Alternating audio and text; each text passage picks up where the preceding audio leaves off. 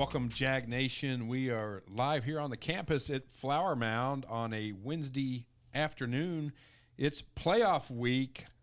Guyer Wildcats, the Jaguars, will travel up to C.H. Collins for a showdown, game one of the Gold Ball season. I'm here with head coach Coach Basil. How you doing, Coach? I'm good. Thanks for coming here on campus and doing the show. Well, it's always good. We try to do it at least once or twice a season, and we've got some players that we're going to weave in tonight as well, so stay tuned for that. But before we get into the show, as always, we want to thank our scoreboard sponsors. Each and every week they've been supporting Jag Nation football. So visit and shop local. KLM Roofing, Glenn D. Smith and Associates, Bridalwood Family Healthcare, and Chick-fil-A just right down the street at $24.99 and $30.40. Get you a breakfast biscuit tomorrow or game day, nothing better. So, well, Coach, you had a game last week that you absolutely had to win against Coppell, and it was win or go home, and the Jaguars just came out and really played well all game long. I mean, I know how proud you are of their performance. What can you say about that effort to get in a position to go into the playoffs? Very proud. Most definitely, I think, was our best game of the year in all phases of the game. And when you come in a situation like that with a pressure situation where your goals are on the line in terms of grabbing a playoff spot, securing a playoff spot, our kids played really well. Their preparation throughout the week was great. Really, their preparation all year has been outstanding. And we came in, executed really well. Offense, defense, special teams. Our players rose up and did their job and came out with a big win. Yeah, 45-21, really in control most of the night. Went in with a halftime lead, which is always good. You build on that. Nice night from Peyton Porter again, almost 100 yards. I think he ended up with 91 yards on the night, coming off the week prior, 140 yards. So, having that running game to balance out your passing attack is really important. No doubt. We're able to do a lot of things when we're able to run the ball and throw the ball effectively. A lot of that is dictated on what the defense is trying to take away. Last couple of weeks, we've really been able to establish a run game that helps our offense tremendously. So, a big part of that is defensively when a team comes out and we see who they're trying to take away, what they're trying to take away. It's nice. We always say that balance is being able to not necessarily distribute the ball between run and pass 50-50, but if balance is if they're packing in the box and you got to throw it, then we can throw it effectively. If they're trying to take away the passing game and play 5 in the box, and you got to be able to run the ball effectively. So we've had the ability to do that last couple of weeks, which has been good, and that's attributed to a lot of things involving offensive line play, obviously receiver play, catching the ball, and then starting with the quarterback being able to run the offense. You mentioned your quarterback, Nick Evers, had another very efficient night. I believe completed 75% of his passes, 2 touchdowns, only 1 interception. So he's really making good decisions, continues that. He's done it all season long, Coach. What else can you say about your senior quarterback? Well, he's played tremendously all year. Another great game the other night, 6 touchdowns overall. You mentioned decision-making. That's been critical. He's not just done a great job making his reads and throwing the ball and being accurate with the football, but when something's not there, he's not forcing it. He's able to pull the ball down, make some plays with his feet. We have some design runs for him where he's running the ball, but he's had quite a bit of yards on a pass play where it's not there, and he's able to pull it down and chew up some yards there. So decision-making has been just very strong all year for him. Friday night, you load the buses and head north up to C.H. Collins. Not far to travel, but it is, in essence, a home game for Denton Guyer. I know the Jaguar fans will travel well. Any special plans to load up students in buses or anything like that to head north? What time would you like the Jag Nation to be at C.H. Collins to pack the stadium? Well, for 7 o'clock kickoff, if they're by 6:30, 6:45, kind of packing it in and creating some energy, that's great. We'll be leaving here on the buses about 4:15. I think our booster club is organizing a little send-off for that, so anybody who wants to come up and and then be a part of that, and then head on up. It's just a short drive up the road, and be a beautiful night for football. You're playing in mid-November and playing for a gold football in the playoffs. That's pretty exciting. So we would love to have Jaguar Nation represented and be out there and create a great atmosphere for us.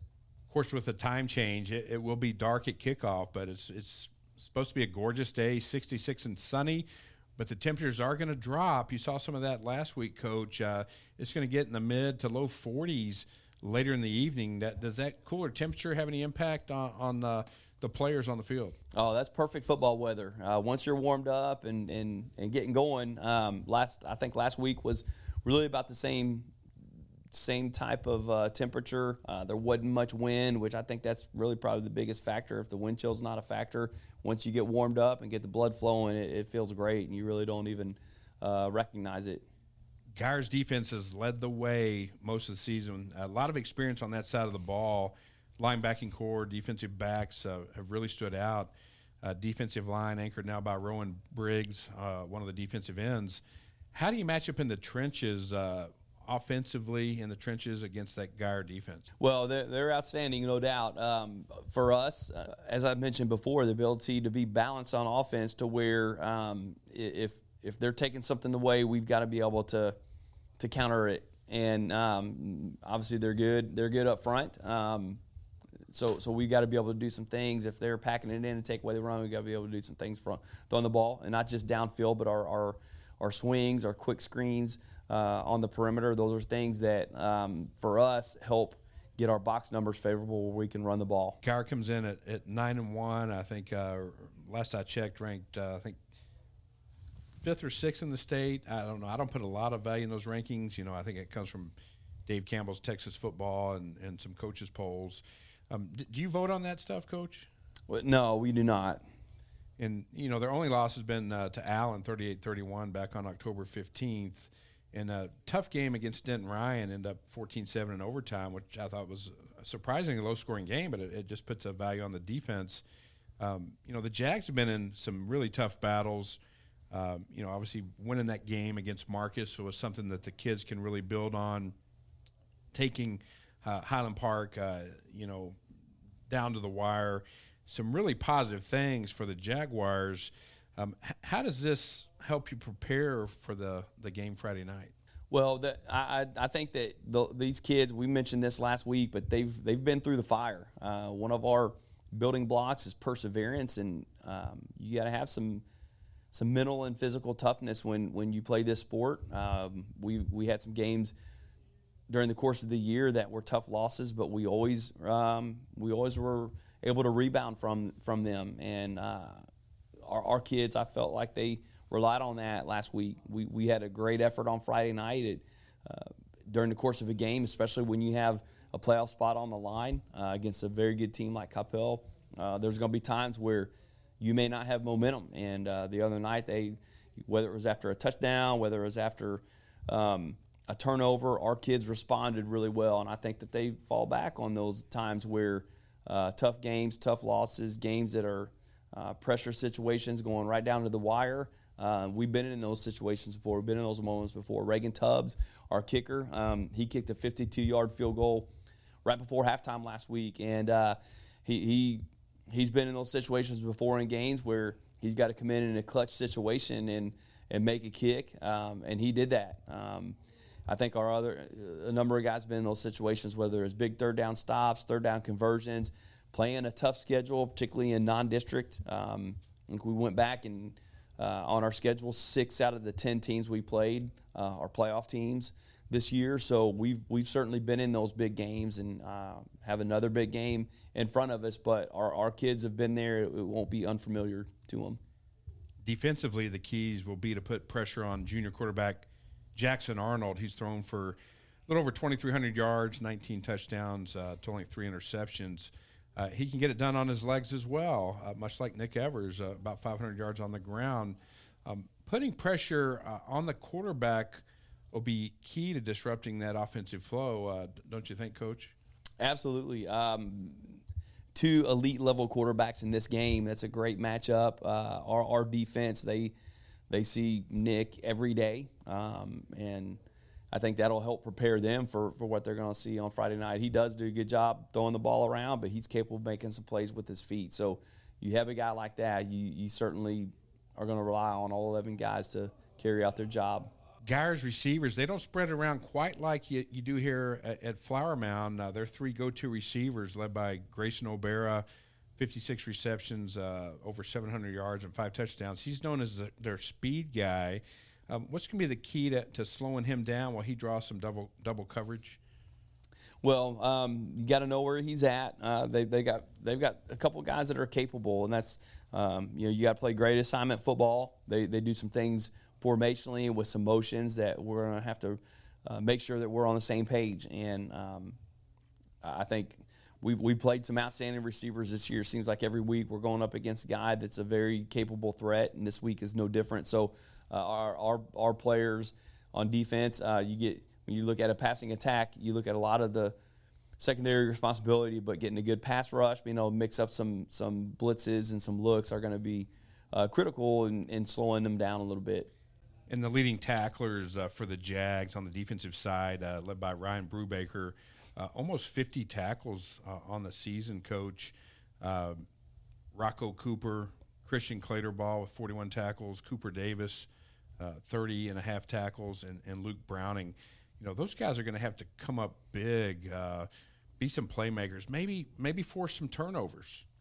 Yeah, takeaways are always critical. Anytime you can get those, it minimizes number of snaps that their offense has and maximize the number of snaps that you have running the ball, tackling. That's they got a physical running back, minimizing yards after contact, getting them into long yardage situations. That's all really involved in the formula of playing successful defense. You mentioned physical running back. That's B.J. Phillips. Coming off his junior season was really a breakout season. I believe he's committed to Army, West Point. And this year he's averaging 4 yards a carry with 11 touchdowns, so a little off from where he was last year. But you mentioned he can be a threat anytime he touches the ball, more of a power back, really runs north straight ahead a lot. Holding him at the line of scrimmage with some defensive pressure, really not giving him some lanes to break out will be important. Yeah, no doubt. Any running attack is going to start with the offensive line. Their offensive line is really good. It opened up some holes. They're a lot like us in terms of you can commit people to the run in the box. They're going to be able to throw the ball around and make you adjust. So we've got to mix up our looks, mix up the number of safeties we're able to add to the box, but getting to the football and containing him is really going to be an important step. And then the final 2 receivers that kind of round out that trio, Brody Noble, 44 receptions, 520 yards, 4 touchdowns. Jace Wilson, his brother plays basketball at Kansas, so he's a big target, about 6'5", I believe, Coach, 32 catches and 4 TDs. Offensively for the Jags, everything starts with Nick Evers. Our defense will be keying in on him. What do you expect out of Nick in this playoff game on the road? And have you guys had much one-on-one conversation? I know his mind's right. He's a leader both on and off the field. But I know you probably don't want anybody else back there but Nick Evers come Friday night. Well, he thrives in these situations. He loves the competition. He loves playing in big games. And he's really played great all year. And I think he enjoys being in situations where the tougher the opponent, I think the more competitors rise to the occasion, and he's excited about the opportunity this week, opportunity to play in the playoffs and play for gold football. That's where you want to be, and he's an elite guy, and we expect him to play well. Well, we were talking about Peyton Porter earlier. He's had 2 big games back-to-back, rushing for over 200 yards in the last 2 weeks. Unfortunately, and it's obviously the right thing to do to protect the young man's health, but it doesn't look like he's going to be available this Friday night. So, we talk all the time in sports, next man up. Who are you going to call on to fill that void in the running game?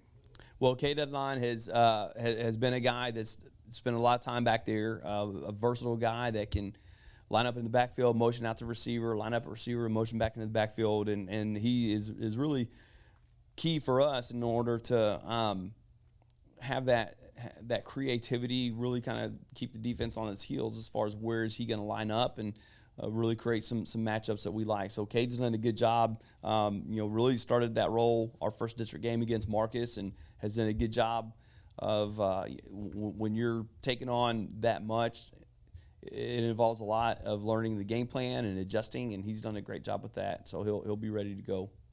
You've relied on multiple receivers all season long, led by Walker Mulkey. Do you mix up the Guyer DBs?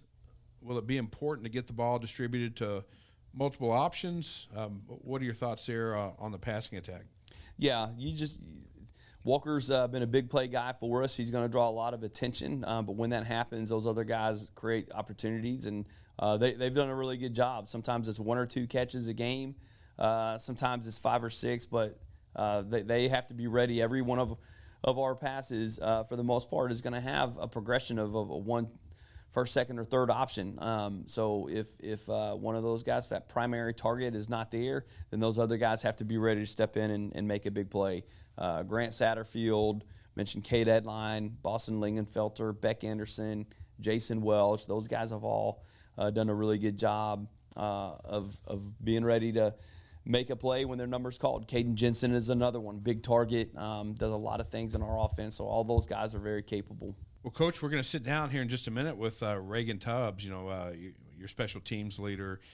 The kicking game is going to be very important, for field position and perhaps, field goals, extra points. He's been stellar. I think 31 of 32 on his extra points all season long.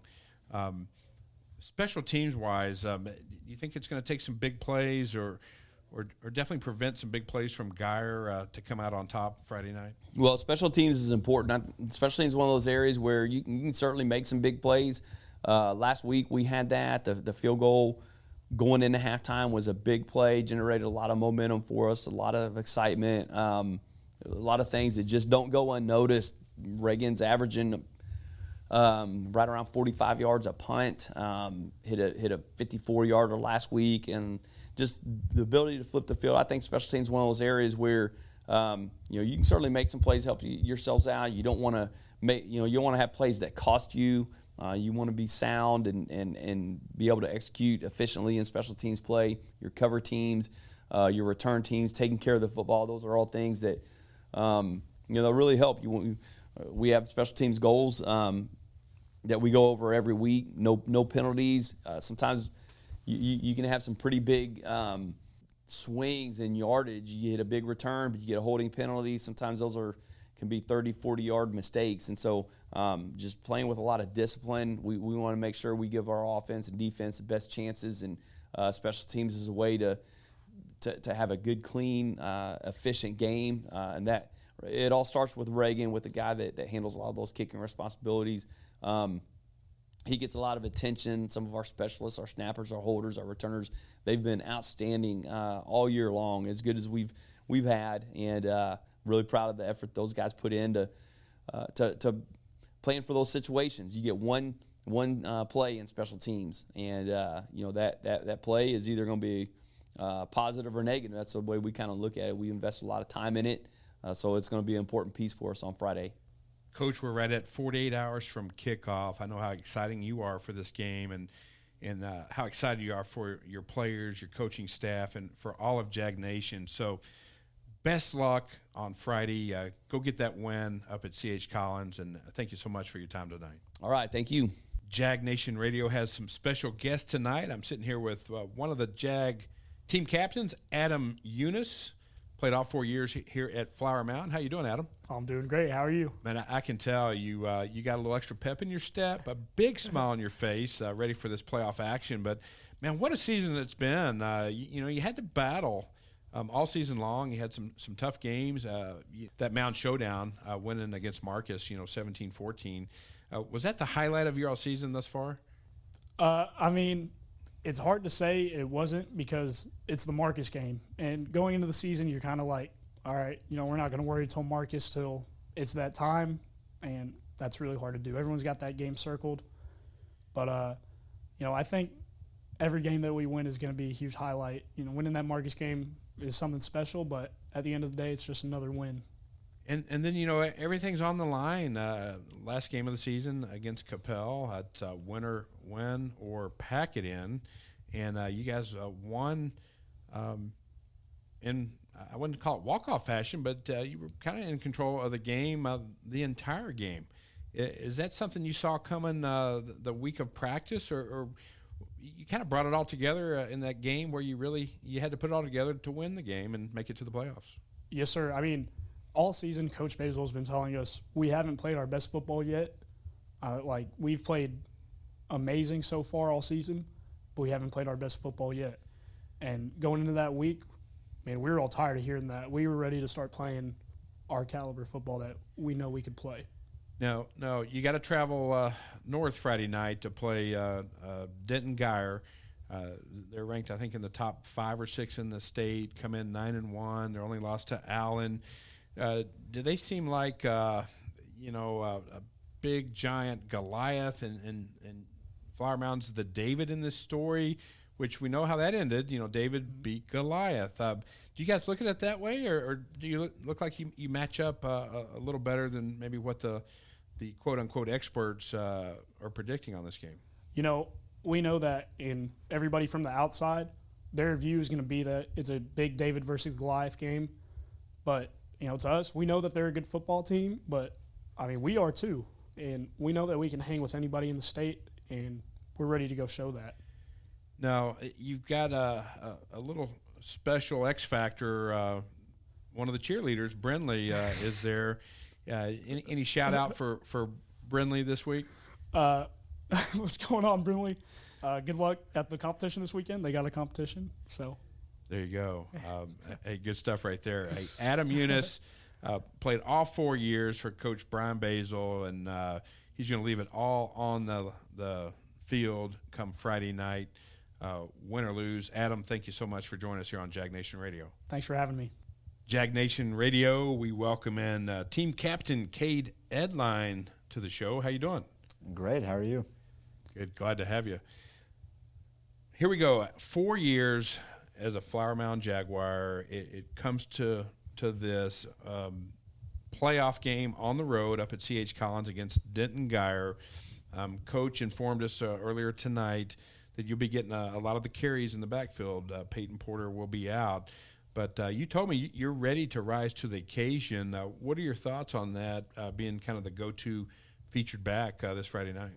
I know it's a big role, but we prepare for moments like this, and I'm ready to step up. I've had a ton of preparation for this, and I'm ready to go. Yeah, hey, next man up. I know you've made some big plays all season long. I know Coach Basil really mentions you each and every week. What you do, the leadership you provide as a team captain.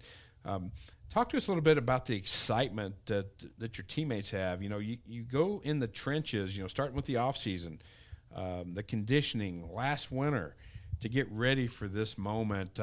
Give us a little insight into your teammates and the excitement level of the Jaguar football squad. Oh, this year's been awesome, and we're all super excited to play together. We have great chemistry. I know offensively we've put in a ton of work since last offseason, and being able to do that together and kind of going through the grind of it as a team has really brought us together and helped us develop some really good chemistry. What's it going to take for the Jaguars to come out with a victory on Friday night? We know we're going to have to play the best football we have all year. Coach Basil said throughout the entire season that we've played some good games, but we still haven't played our best football yet. And we know that it's not going to be an easy game. Denton Guyer's a really good team, but we're going to have to play our best football on Friday night. Anything that maybe the fan base doesn't know about Coach Basil that you can share with us? About Coach Basil? He's a really enthusiastic guy. I mean, he's always yelling and screaming, and he's always super fun to be around. Yeah, full of optimism, always positive too. I mean, what a great impact he's had on your career that you'll be able to take with you whatever you do in life. And I know you mentioned you'd like to enroll and go to Texas A&M next year.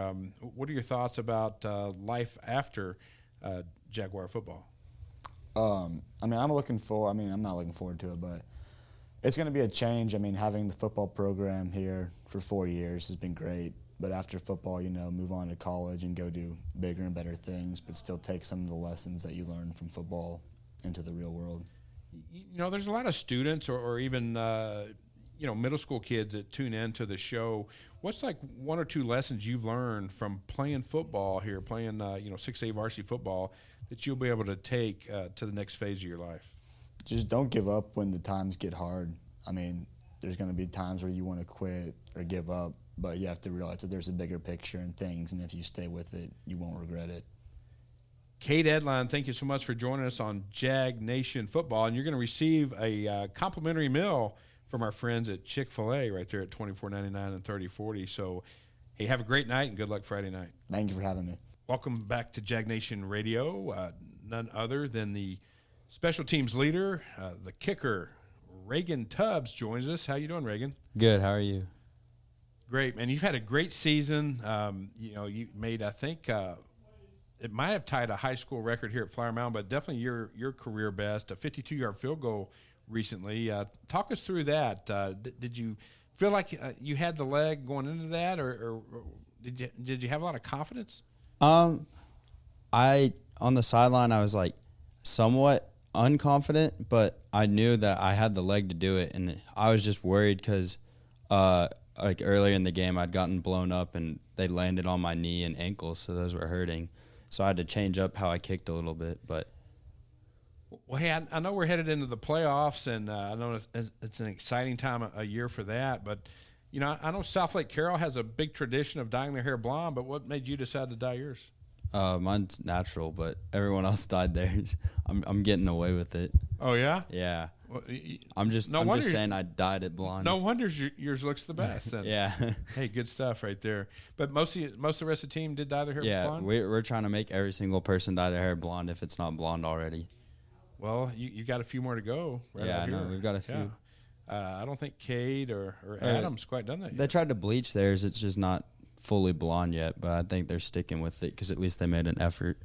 Well, hey, in addition to playing varsity football here for the Jaguars, you're also on the soccer team, and you also play club soccer year-round. You've been juggling both the kicking duties here at Flower Mound and playing on your club soccer team this fall. How's that been for you? It's good. It keeps me busy.